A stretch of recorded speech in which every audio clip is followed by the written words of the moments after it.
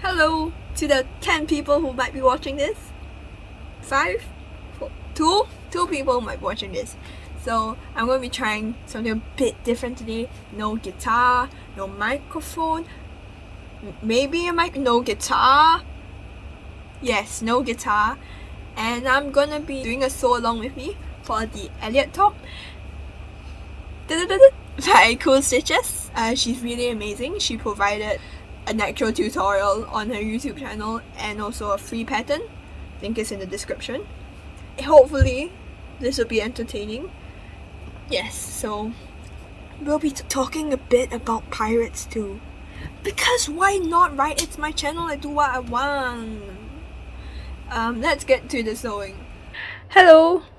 Yes, that's me, I promise. So I'm just gonna show you how the pattern pieces look like pieced together, because maybe I'm just very dumb, but I genuinely struggled trying to tape them together. So let's go. Here we have the sleeve. Next, the back bodice. And the front bodice. Lastly, these two pieces will show you how long to cut the channels and its ties, and here I am showing you the size guide. If you're wondering why there are already lines drawn on the fabric, it's because I was actually filming earlier but the angle was horrific, so I decided to skip to this part instead to spare you the horrible sight. Also, it's because I'm an idiot and realized that I should have folded my fabric right sides together, traced the front bodice piece on, and then cut both layers together so that they would form the left and right side, instead of the two same sides that I would have been left with should I have not realized the error of my ways. The same method should be used for the sleeve pattern piece too. As for the back piece, cut it on the fold so that it would be symmetrical, because the awful assumption is that one has a symmetrical back, but let's not go there. As for my fabric choice, I originally wanted to make the top out of this fabric, but I don't have much of this, and this copper fabric is a leftover from another dress that I've made previously, and as this pattern would be stretching my abilities a bit, and I would likely make it again, I thought I'd stick with good old copper. I'm using a friction pen, hashtag not spawn, though pilot, if you do want to offer something up, drop me an email and we can talk. I'm using it to trace the pieces out because they are more precise than fabric chalk and can have the ink removed by ironing over them. However, sometimes they bleach the fabric after the ink is removed, as it did with this one. Do also remember to cut according to the grain line arrow thingy. The arrow should be parallel to the selvedge line. Basically, don't be a dum-dum like me. And here we see the incompetent fool try to take a nice aesthetic shot of getting the machine ready for sewing. Instead, she struggles to thread the machine and forces the editor to make her computer burn by doing more editing. I'm the editor. Now, why not use this time to talk about the promised pirates? Yo ho ho and a bottle of rum! This top reminds me of pirates, not so much in this color. Perhaps if the pirate has just finished a battle with an over-enthusiastic orange, but especially so in the white that Cool Stitches used in her tutorial. Only after doing my research did I see that she said so too in her description, so I'm not being the original genius I thought I was. Nonetheless, these cutlass-wielding, eye-patch-wearing legends were most successful from the 1660s to 1730s until the men started clamping down on them. It's very sad, but pirates did not have cool flowy blouses and sashes and like a jar of dirt with them always. It is just a romanticized picture. In reality of them, they were nearly as Pinterest board or Insta-worthy. Side note, do we romanticize them because of how we seek to rebel against authority? Same thing with why we like mafia romances? Okay, anyway, pirates just didn't look like Johnny Depp or Orlando Bloom. They kind of more or less wore typical sea clothing, not speedos, but there was something commonly known as slops, which looked like this. Actually, there are a few variations, but this ain't the History Channel, y'all.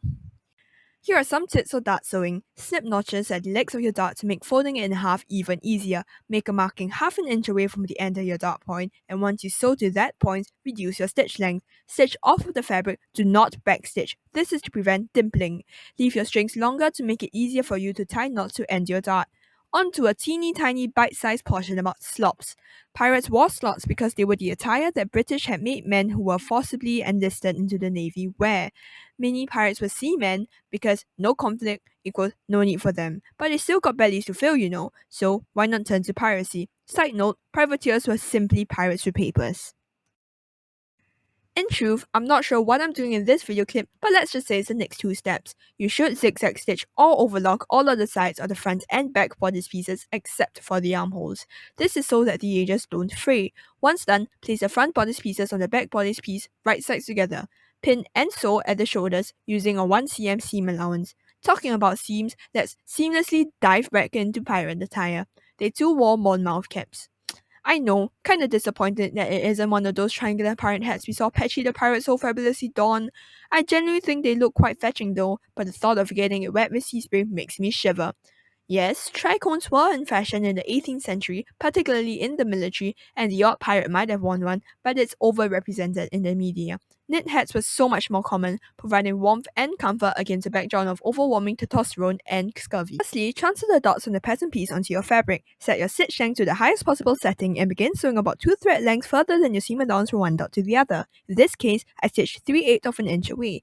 Remember not to backstitch at the front of the end and leave ample thread for you to pull. Next, do a similar stitch, just nearer than your seam allowance. I use 1/4 of an inch for this. Once done, pull at your bobbin threads, the one below, and shift your fabrics along until it's about the same length as your armhole pieces. Make sure the gathers are even. Repeat on the other sleeve. Place your bodice pieces right sides facing up with the armhole spread out as shown in the video. Take your sleeves right side facing down and place the gathered portion, the curvy bit, onto the armholes of the bodice piece so that the good sides are facing each other. Also, if you're wondering how a zigzag stitch can appear on the sleeve, it's because I just went ahead and did it on all the other sides because I don't see the harm in doing so. Back to the pinning! The hard part now is ensuring that the length of the curvy bit of your sleeve matches the length of the curvy bit of the armhole. You will either likely have to gather some more or lose some gathers. Be patient, as the fit of this would be important and worth it. It might seem that the curves simply do not form nicely against each other, but just continue pinning, it'll be alright in the end. If you're unsure, do flip your piece over and see if after pinning it sort of resembles a wearable garment. A tip is to place your pins perpendicular to the edge of your fabric. This is so that as you sew, you can shift your gathers between the pins to ensure that it is even. To attach the sleeves to the bodice, sew between your two gathering stitches, so using the required 1 cm seam allowance. When done, turn your sleeve over and unpick any showing thread.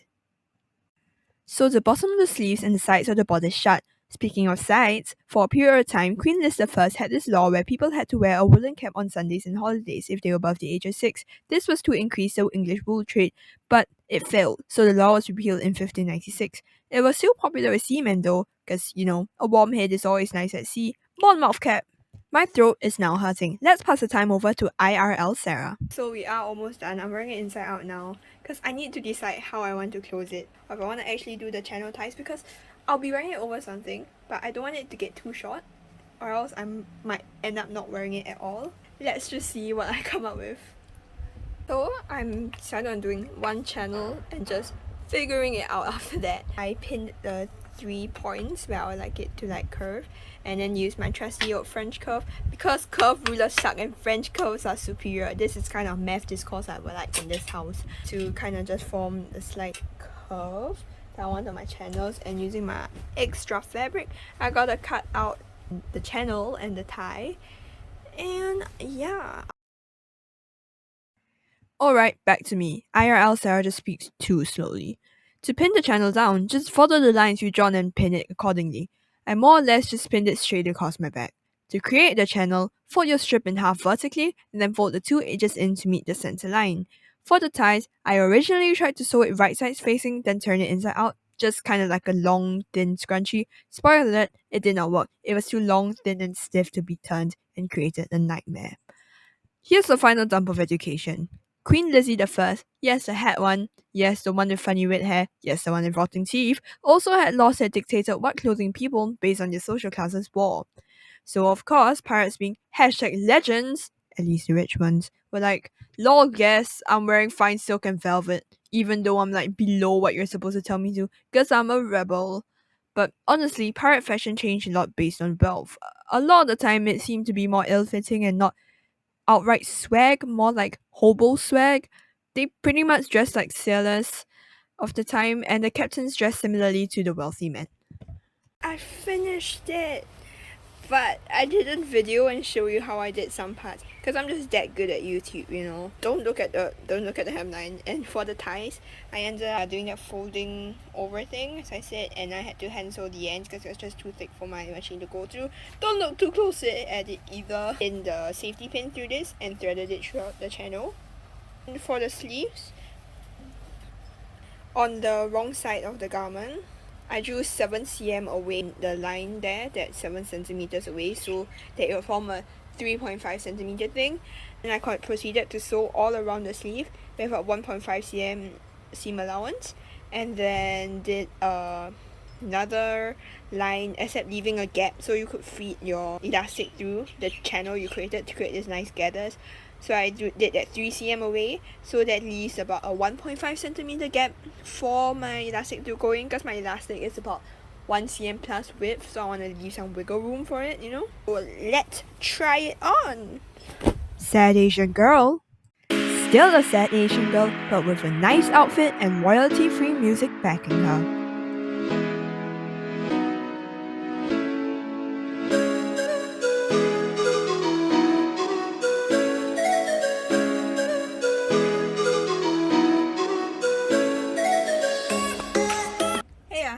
So that's the Elliot top done and dusted. Boo, boo, boo, boo, boo, boo. I am trying something quite new, and I do hope to continue with it. I quite like making this, I realize. I do hope that it provided some form of entertainment and maybe even helped you with your sewing journey. If you do plan on making the Elliot top and have any questions whatsoever, feel free to drop a comment down in the comments section, and I will try and see what I can do to help. Yes. And if you like this video, why not give it a like? And if you want to see more content from yours truly, hit that subscribe button. I heard it does really cool things, like kind of makes my video maybe pop up on your homepage. Until next time, see you!